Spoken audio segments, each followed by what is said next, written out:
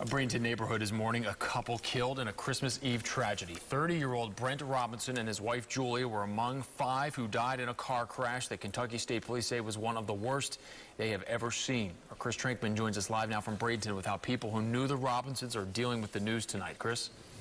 That's right. Julia Robinson was a teacher here at R.H. Pine Elementary. I talked to the principal here at the school, and he tells me many of the staff and some students found out about the death of one of their teachers on Christmas Day. Meanwhile, many of the family members and the relatives of those family members are dealing with this tragedy as friends try and come together to deal with what happened on Christmas Eve. They had a great life. They've been all over, with baseball. Nan Morrison has known the Robinsons for 25 years, as her husband was a teammate of Don Robinson when they both played Major League Baseball. I just think everybody's numb with shock and just stunned because it's just the worst thing that could ever happen to a family. Morrison's kids used to play with Brent Robinson, a graduate of Manatee High School and USF.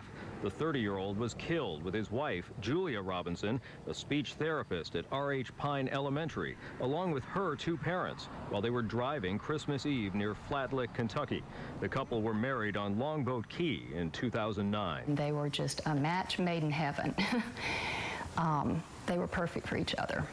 Absolutely perfect. You'd never see them without each other. They were always together. Kentucky State Police are investigating whether the driver of the oncoming vehicle had been drinking when he veered in front of the Robinsons and Gary and Patty Caldwell at nearly 90 miles per hour.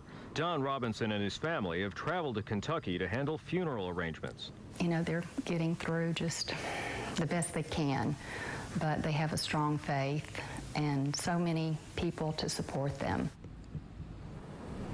And throughout the day, people in the community have come up to us telling us just how horrified they are to hear about what happened in Kentucky. Meanwhile, this is not the first tragedy that this elementary school has had to deal with in the last month. You'll hear more about that coming up at 6 o'clock. We're live in Bradenton. Chris Trankman, ABC Action News.